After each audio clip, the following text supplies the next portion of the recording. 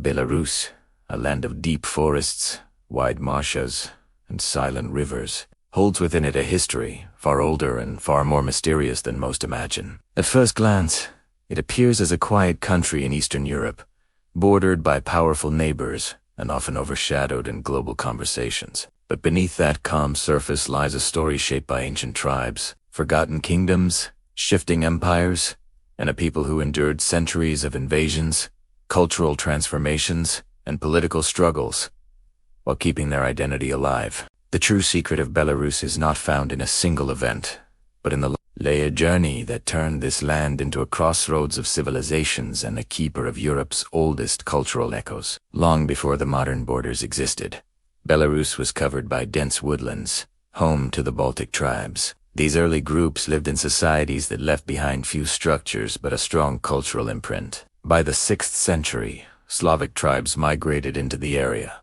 blending with the Balts and creating the early foundation of the Belarusian identity. Their villages were small, built near rivers, and protected by the natural barrier of forests. These tribes rarely appear in written records, yet they shaped the land through their traditions, language, and belief systems. It is said that the sacred groves and pagan rituals survived in Belarus longer than almost anywhere else in Europe, hidden beneath the trees that still cover vast portions of the country. This hidden ancient world remains one of the earliest secrets of Belarus. As time moved forward, the region began to organize into early states. One of the most important was the Principality of Polotsk, first mentioned in the 10th century. Polotsk was a powerful and wealthy city-state, controlling trade routes between Scandinavia, the Baltic Sea, and the Byzantine world. Its rulers, such as the legendary prince Vyacheslav, the sorcerer, became figures of myth and mystery. Vyacheslav was believed to possess supernatural abilities,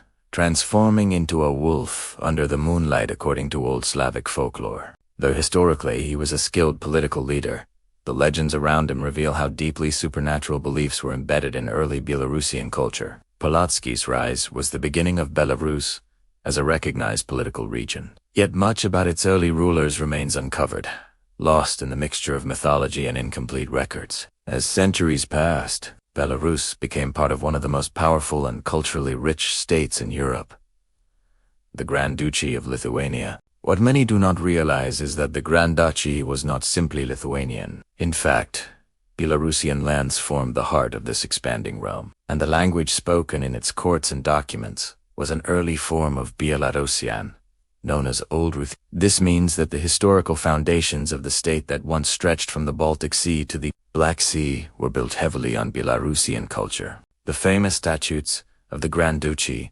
considered some of the most advanced legal codes of medieval Europe, were written in this Belarusian-based language. This is a secret rarely acknowledged today, that Belarus played a central role in shaping the political and cultural identity of Eastern Europe during the Middle Ages.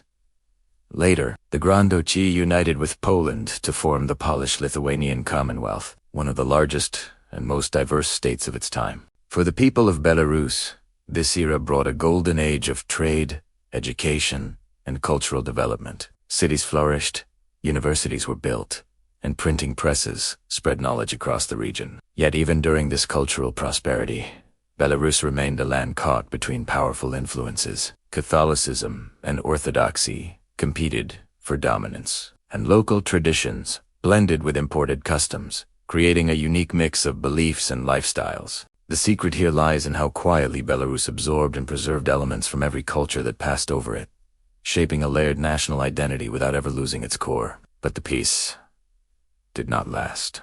By the late 18th century, the Commonwealth began to collapse, and Belarus was absorbed into the Russian Empire through a series of partitions. This was a turning point that would shape Belarusian identity for generations. Under Russian control, the Belarusian language was suppressed, cultural institutions dissolved, and many locals forced to adopt a new identity. Yet Belarus remained resilient. In the countryside, folk stories, songs, and traditions kept the old culture alive. The struggle to preserve identity during this era is one of the most silent yet powerful secrets in Belarusian history, carried out not through open rebellion, but through the quiet persistence of ordinary people. The 20th century, however, brought the most painful and defining chapters. After World War I, Belarus briefly tasted independence during the formation of the Belarusian People's Republic, but it was short. Soon after, the land was divided between Poland and the newly formed Soviet Union. When World War II erupted, Belarus became one of the bloodiest battlegrounds in Europe. The Nazi occupation was brutal. Over a quarter of the population was killed, thousands of villages were burned, and countless communities were erased. One of the darkest secrets of Belarus is the sheer scale of this devastation, which many outside the region still do not fully realize. The scars of this war remain visible not only in monuments and ruins, but in the national memory passed down through generations. After the war, Belarus became a Soviet republic, heavily industrialized and tightly controlled. Although life improved in certain ways, education, healthcare, and infrastructure expanded, the Soviet era brought its own challenges. Language and culture again faced pressure, replaced by Russian influence. At the same time, Belarus became home to some of the Soviet Union's most secretive facilities, including military research centers and, most notoriously, areas surrounding the Chernobyl nuclear disaster of 1986.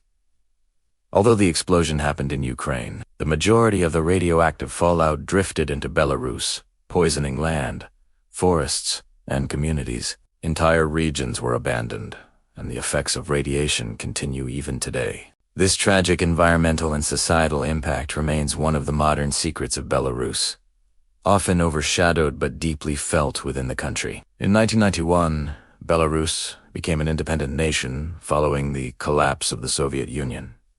Yet independence came with its own complexities. The country maintained strong ties with Russia, and political control remained centralized. Despite this, the people of Belarus continued to preserve their cultural heritage, language, and traditions.